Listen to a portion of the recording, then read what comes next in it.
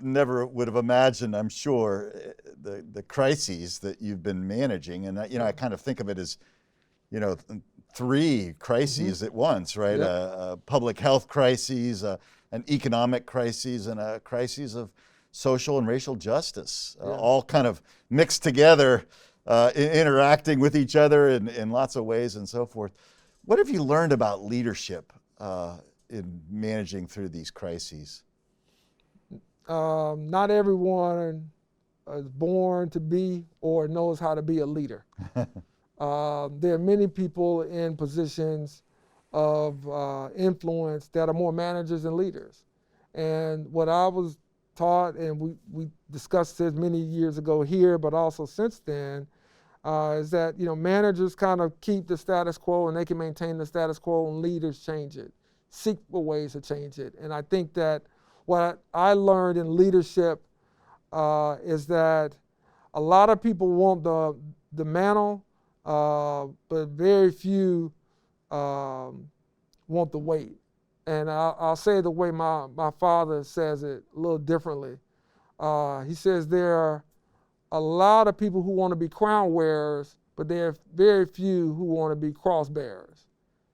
And so when you're in leadership, you have to be willing to bear the cross. You have to be willing to deal with the weight that comes with your decisions, good, bad, or indifferent. And you have to be willing to be responsible to those that you are being asked to lead.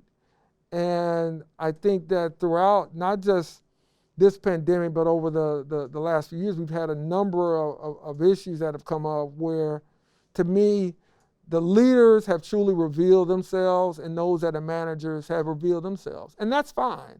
Not everybody can be a 5-tool player. Not everybody is meant to be the quarterback or that executive. That kind of shakes itself out. Some people are better fit for role players. But we normally get substandard results when we have role players in leadership positions. And so I think for us, as a organization, and as a city, and for myself, what I've learned about leadership is that you have to stick to your gut. You have to trust your gut, as Steve Jobs, said so many times years ago. But you also have to have a foundation of which you're operating from. And that foundation that you're operating from has to be a guiding principle that maintains you going forward when times are good and when times are bad. And if you don't have some core, if you don't have some level of foundation about who you are and what matters to you and what's important to you as a leader, then it's hard to get other people to buy in. Sometimes you have to, lead through inspiration. Sometimes you have to lead through motivation. And those to me are a little bit different. And so what I've found is that different times have called for a different approach to whatever the problem has been. So whether that has been COVID-19 and the health challenges it has brought about, the economic challenges that it has brought about, or whether it has been the civil unrest in this nation due to a variety of things. The George Floyd killing, I think, was kind of just the apex of what had been bubbling underneath the surface in many communities for a long time. And one of the things that I think leaders have done is they've been transparent. They've used the old Stockdale approach, I guess you say. They've been transparent. They've been trusted, and they've been, very certain about what they're saying, why they're saying it, how they're saying it, and what has to happen. And I think that approach still works for leaders today, regardless of your organization or, what it is you may be making a decision about.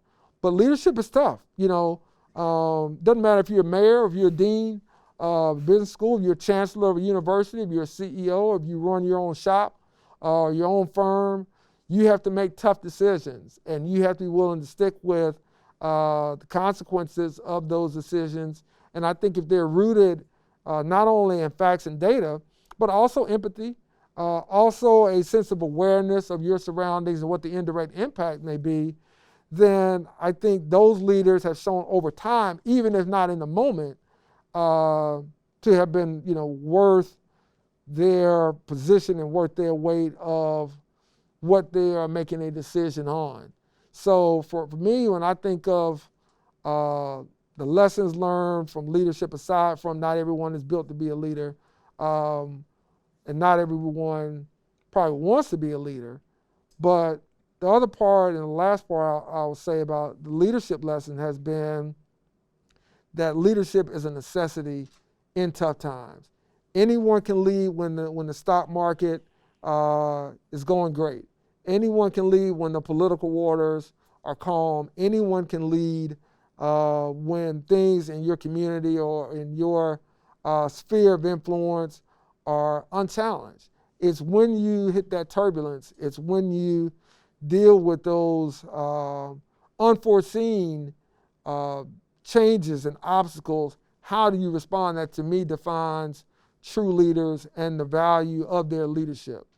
To do it, when everything is going great, that can be for anybody. I think it's during tough times you find, who those leaders are and what they're made of.